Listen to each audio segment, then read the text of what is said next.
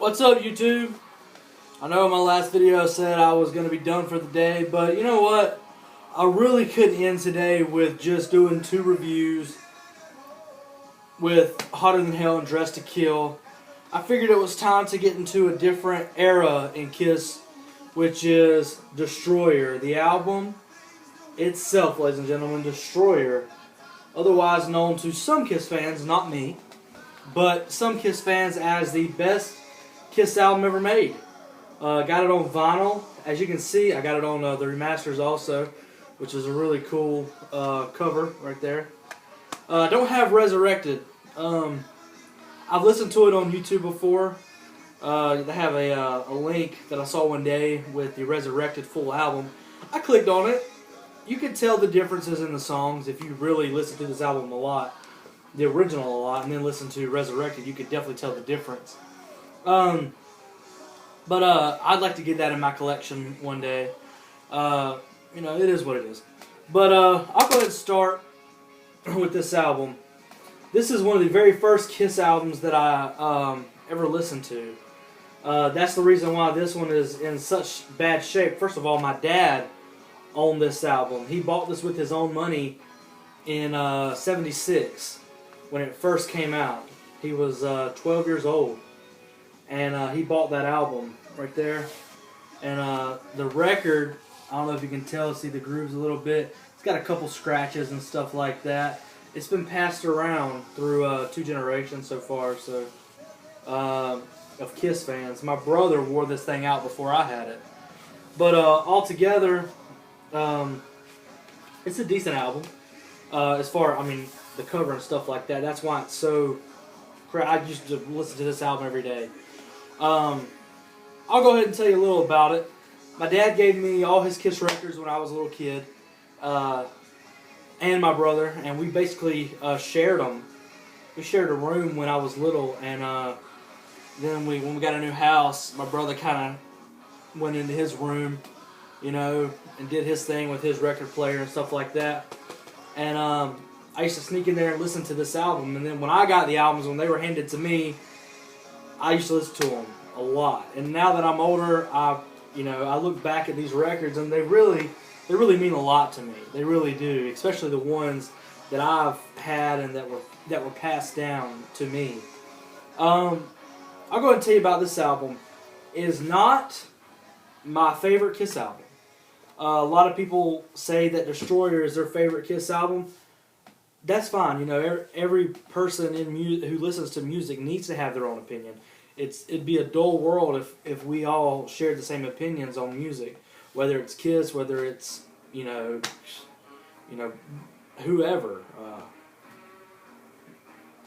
you could think of. I mean, it would be a boring world if we all had the same opinions on it, and that's why people review music on YouTube, and that's why I like watching it, because I like hearing other people's opinions on albums that I have an opinion about. No opinion is ever wrong, in my opinion. Catch that? First, I'm going to start off with this album. I love the cover. I love the cover, absolutely. This is an amazing cover. This album right here has been through it all. When I was little and I didn't respect albums, I didn't respect music, set drinks on it, really ruined it. Now I'm a lot older, a lot more mature, and I realized that this is art, and that it should be treated like that. So I'm not like that anymore on my records. I'm not like that anymore with my CDs. I can't stand watching somebody do reviews and their CDs are broken. It bugs me. But this album right here, iconic Kiss album, of course, starts off with Detroit Rock City. Everybody knows Detroit Rock City.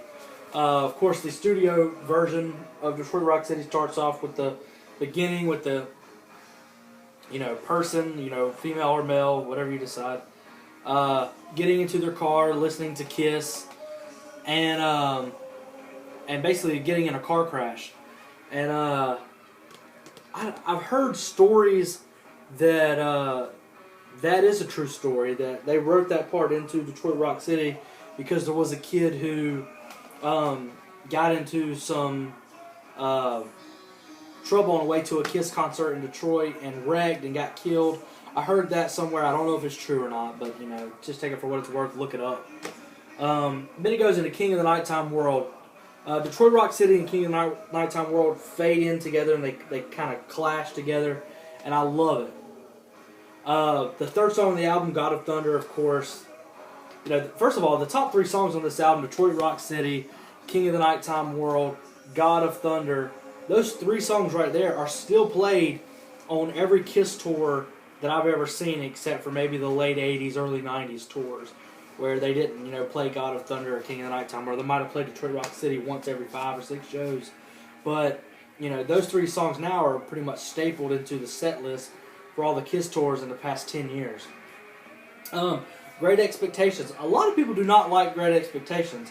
I love that song. It is, to me, it's a different change of pace on the album. From going to Detroit Rock City, King of the Nighttime World, to God of Thunder, all this heaviness in 3 songs, then all of a sudden, bam, mellow. Gene Simmons right there in your face, singing Great Expectations. I love it. It's great. And if you have this copy right here, the remastered version, there's a 10th track on there. I don't know if it's on Resurrected or not, but on the remasters album, there's a 10th track where basically they play snippets from, I guess, the chorus of the choir, doing Great Expectations. I don't know. I'd like to know more about that. If you know anything about that, let me know, because I'm interested in that. On side 2 of the album, Flaming Youth starts it up. I love that song. Great song. Wish they played that one live. Then it's followed by Sweet Pain. When I was younger and I first heard this album, Sweet Pain was my favorite song on the album, actually. And I liked it a lot. Now I've kind of ventured into a different side of Kiss, getting more into their later stuff, later 70s stuff, like Unmasked and Dynasty and Creatures and Lick It Up and The Elder and all the good stuff they did later on. But Sweet Pain back then was a good song to me. Now it's alright, I can do without it. Shout It Out Loud. It's basically a Kiss anthem, basically. Played at every tour they've ever done, I think. I think Shout It Out Loud, and there's one other song. There's 2 songs that I'm positive that have been played on every tour since Kiss has started with their big tours, with the theatrical tours in like 75 and on. Beth, which is the song that blew this album up. This album, a lot of you, if you don't know, was deemed a miserable failure when it first came out. The first, I believe, 4 or 5 months that it was out on release, this album did not sell very well. And, from the success that Alive had before this, Kiss could have made one more album, but it was being told that if Kiss would have made one more album after this and it would have been a failure, that would have been pretty much it for them on Casablanca Records, and with their manager Bill Aucoin, who wasn't very happy when this album took off and didn't do that as good as it was expected to at first, which was very surprising to Kiss because Bob Ezrin produced this album. If you know anything about Bob Ezrin, the guy's a musical genius. Look up his discography that he's produced, recorded, that he's even wrote for. He's even wrote for a lot of bands, and great producer. Then all of a sudden, Beth came out. Beth blew everything wide open for Destroyer, and everybody was going and buying this album. Everybody, male, female, old, young, 3-year-old kid, all the way up to a 56-year-old grandmother was buying this album.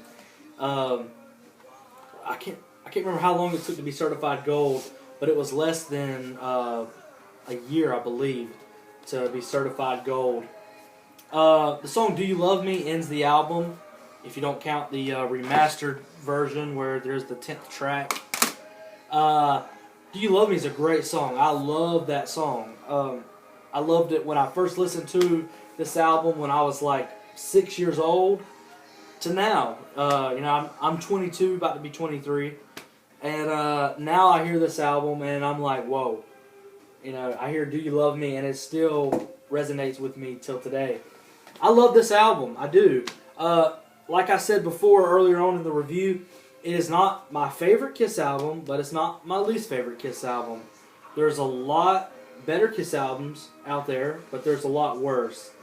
This is basically a, I don't want to dub it as an overplayed album, but it definitely suffers from a lot of the songs on there being too many favorites of fans that shouldn't be favorites of fans. There's a lot better Kiss music out there than this album, in my opinion. But this album is a great album, and it should be listened to, and I'm glad it is one of Kiss's best albums. Awesome cover, though. You know, I wish that Kiss, with their newer album with Monster and Sonic Boom, they would have had this kind of artwork, and they would have went back to that. But anyway, take it for what it's worth. Comment, share, like, do whatever you want to do. I don't care. You know, opinions are always welcome on my channel, and I'd like to hear them because you hear mine. It's only fair. But Destroyer, take it or leave it. You know, if you don't have it, go buy it. It's definitely a good album.